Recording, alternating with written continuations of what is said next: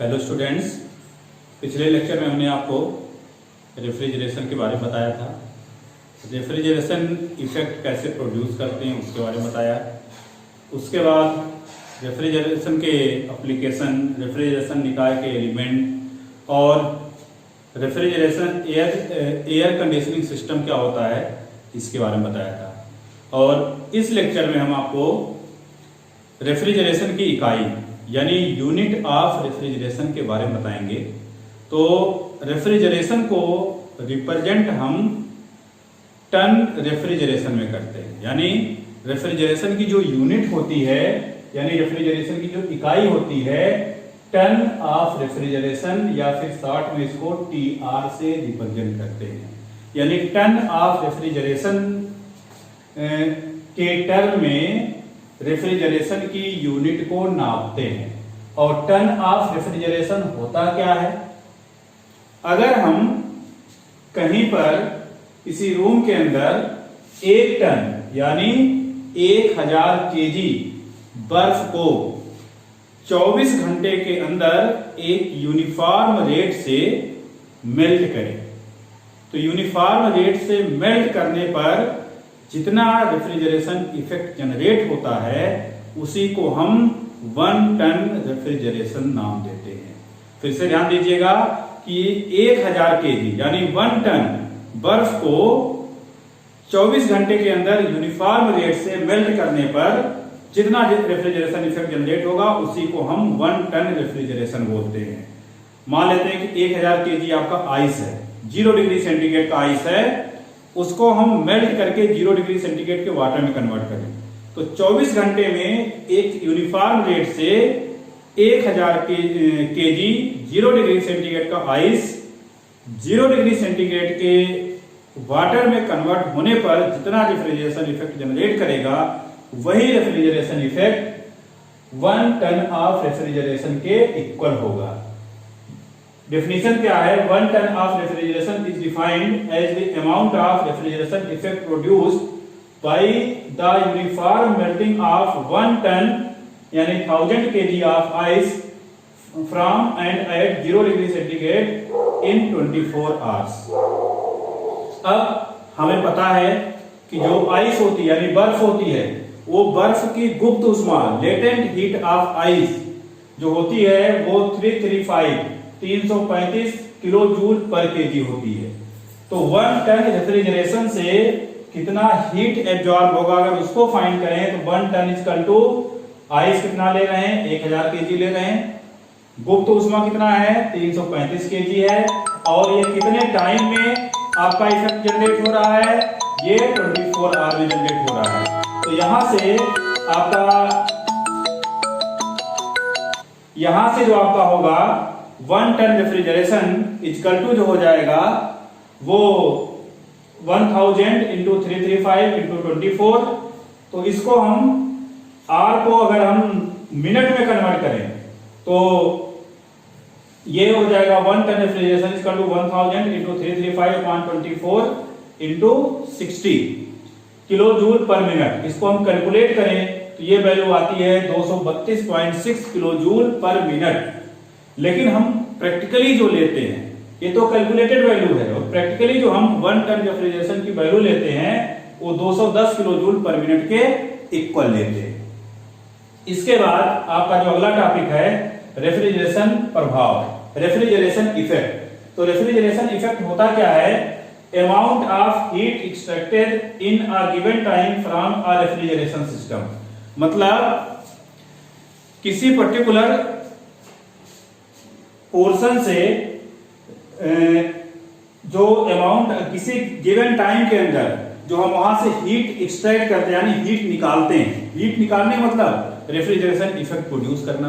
तो किसी particular time के अंदर किसी सिस्टम के अंदर जितना हम रेफ्रिजरेशन इफेक्ट प्रोड्यूस करते हैं वही आपका होता है रेफ्रिजरेशन इफेक्ट। यानी यह कुल उत्सर्जित ऊष्मा की मात्रा होती है जिसके द्वारा निकाय के अंदर हम शीतलन उत्पन्न करते हैं। यानी कोई निकाय मतलब आप रूम ले लीजिए, रूम के अंदर से किसी पर्टिकुलर टाइम तक के लिए वहां पर उस रूम के टेम्परेचर को कम करने के लिए जितना हम हीट को बाहर निकालेंगे वही हीट का अमाउंट जो होगा वो रेफ्रिजरेशन इफेक्ट होगा, यानी हीट निकालेंगे तो उसके करस्पॉन्डिंग रूम के अंदर कूलिंग जनरेट हो जाएगा। तो जो रेफ्रिजरेशन इफेक्ट होता है, रेफ्रिजरेशन इफेक्ट को coefficient of performance into work done से फाइंड करते हैं, यानी refrigeration effect equal to COP into work done, ये आपका एक फार्मूला है।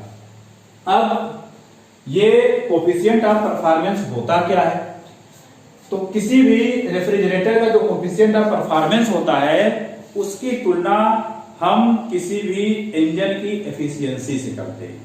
मतलब इंजन के लिए हम एफिशिएंसी निकालते हैं और रेफ्रिजरेटर के लिए कोफिशिएंट ऑफ परफॉर्मेंस निकालते हैं। और कोफिशिएंट ऑफ परफॉर्मेंस जो होता है वो ऐसे कह लीजिए कि एफिशिएंसी का ठीक उल्टा होता है। तो यहां पर जो कोफिशिएंट ऑफ परफॉर्मेंस होता है ये कुल उत्पादित रेफ्रिजरेटर प्रभाव और उस रेफ्रिजरेटर प्रभाव को उत्पन्न करने के लिए जितना हम कार्य करते हैं उस कार्य के अनुपात के बराबर होता है। यानी कोफिशिएंट ऑफ परफॉर्मेंस जो होता है वो किसका किसका अनुपात होता है?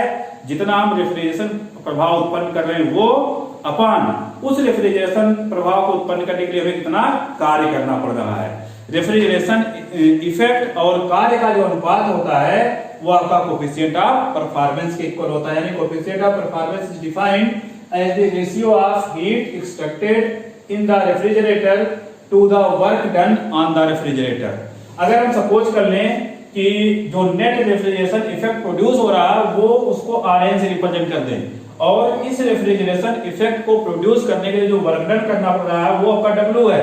तो COP इक्वल टू हो जाएगा Rn अपॉन W, यानी net refrigeration effect upon work done. और ये जो COP होता है इसको हम सैद्धांतिक निष्पादन गुणांक यानी थ्योरेटिकल कोफिशिएंट ऑफ परफॉर्मेंस बोलते हैं।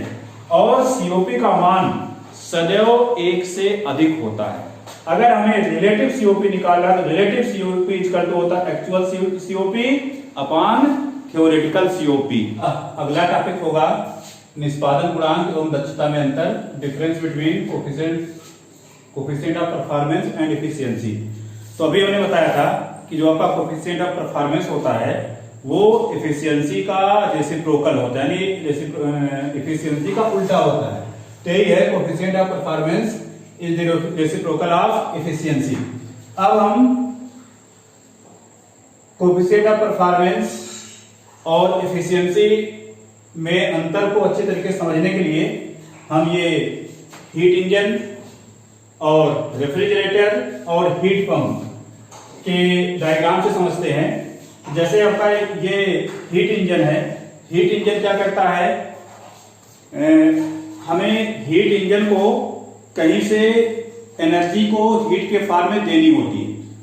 जो भी एनर्जी हीट इंजन को मिलता है उस एनर्जी के करस्पॉन्डिंग वो कुछ वर्क करता है जिसको हम वर्क ऑफ इंजन बोलते हैं। और उसमें से कुछ हीट को, मतलब जितनी हीट इंजन को मिलती है वो पूरी की पूरी वर्क डन में कन्वर्ट नहीं कर पाता है।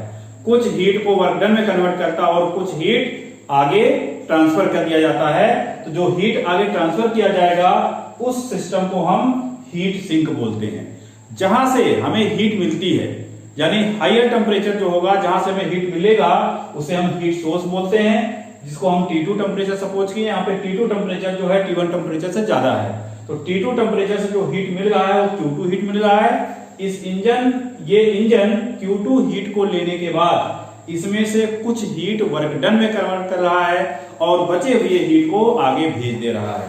तो मान लेते हैं Q2 हीट मिला जिसमें से उसने Q1 हीट निकाल दिया, तो Q2 और Q1 के डिफरेंस के इक्वल जो होगा वही इंजन के थ्रू वर्क डन के इक्वल होगा। तो इंजन के through work done W equal to Q2 minus Q1 हो गया। अब हमें पता है किसी इंजन की हम एफिशिएंसी निकालते हैं तो एफिशिएंसी का फार्मूला होता है work done upon heat supply, work done WE और हीट सप्लाई आपका Q2 है। तो WE यहां से किसके इक्वल है, Q2 माइनस Q1। तो Q2 minus Q1 upon Q2 ये इंजन की एफिशिएंसी हो गई। अब यहां से हमें ये चीज क्लियर है कि ऊपर वाली वैल्यू Q2 से कम होगी। जब ऊपर वाली वैल्यू Q2 से कम होगी तो एफिशिएंसी की वैल्यू भी हमेशा 1 से लेस होती है। अब अगर हम रेफ्रिजरेटर की बात करें, रेफ्रिजरेटर में ठीक उल्टा होता है। हीट जो लिया जाता है वो कम टेम्परेचर की बॉडी से लिया जाता है और उसे हाई टेम्परेचर की बॉडी को ट्रांसफर किया जाता है। तो हमें पता है हीट यानी हीट हाई टेम्परेचर से लो टेम्परेचर की तरफ अपने आप फ्लो करता है, जबकि लो टेम्परेचर से अगर हाई टेम्परेचर की तरफ फ्लो कराना है तो उसके लिए हमें एक्सटर्नल सोर्स की जरूरत पड़ेगी, यानी हमें उसके ऊपर वर्क डन करना पड़ेगा। तो यहां पर हम सिंक जो कि लोअर टेम्परेचर पर है, यहां से Q1 हीट सिंक से हम निकाल रहे हैं और इस हाई टेम्परेचर हीट सोर्स को ये हीट देने के लिए इसके ऊपर यानी ये रेफ्रिजरेटर है, इस रेफ्रिजरेटर के ऊपर हमने वर्क किया जो WR के इक्वल है।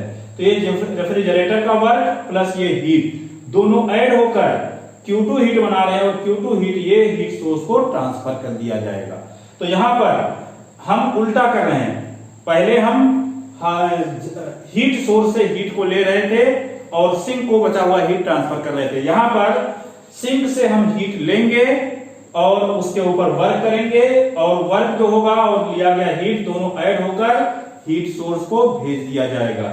यानी यहाँ का टेम्परेचर जितना पहले था उससे भी और कम टेम्परेचर हम कर रहे हैं। यानी हमारे यहाँ जो मतलब की चीज है, हम रेफ्रिजरेशन इफेक्ट प्रोड्यूस करना चाह रहे हैं। तो ये रेफ्रिजरेशन इफेक्ट जो प्रोड्यूस कर रहे हैं वो रेफ्रिजरेशन इफेक्ट ऐसे समझ लीजिए, यहां पर वर्क डन के तरह समझ लीजिए, यानी वहां पर जो एफिशिएंसी वर्क डन होता हुआ करता था वो यहाँ पर जो रेफ्रिजरेशन इफेक्ट प्रोड्यूस कर रहे हैं वो है।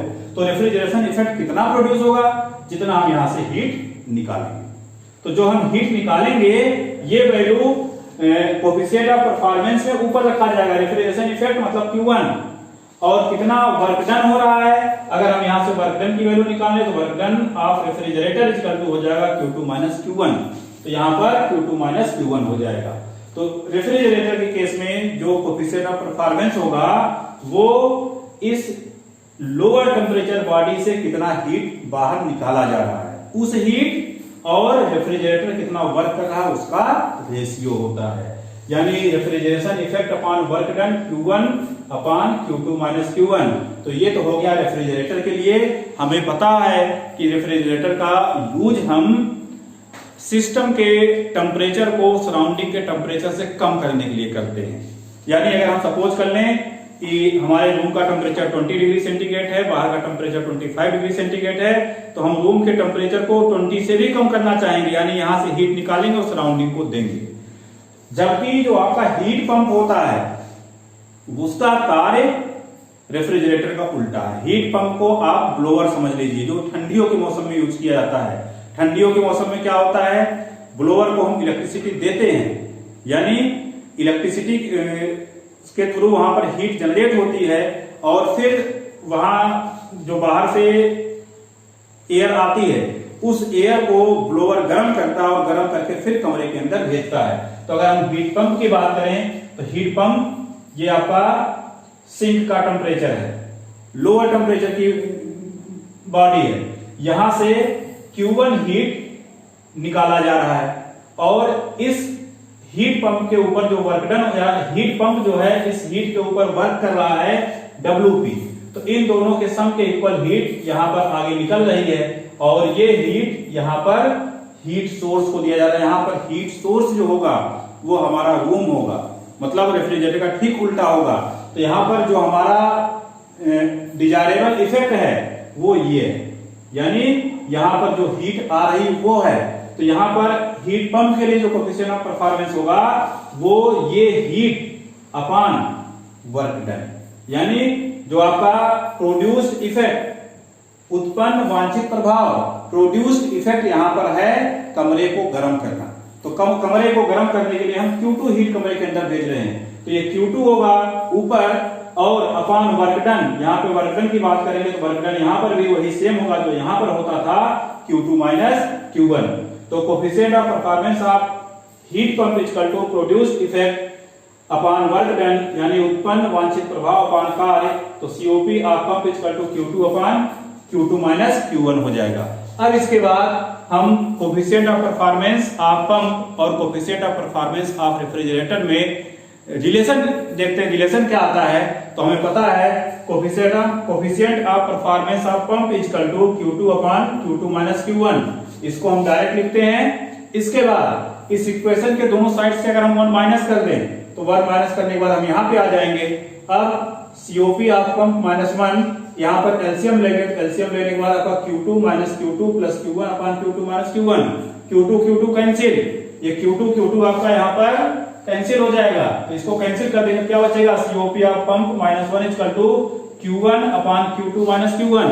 और Q1 upon Q2 minus Q1 क्या होता है, रेफ्रिजरेटर का COP होता है। तो ये रेफ्रिजरेटर के COP के इक्वल हो गया। इस वन को अगर इधर भेज देंगे तो COP of pump equal to COP of refrigerator plus 1। तो ये आपका COP ऑफ पंप और COP ऑफ रेफ्रिजरेटर में रिलेशन आ गया। अब इसके बाद इस चैप्टर में नेक्स्ट लेक्चर में आपको कुछ न्यूमेरिकल कराएंगे।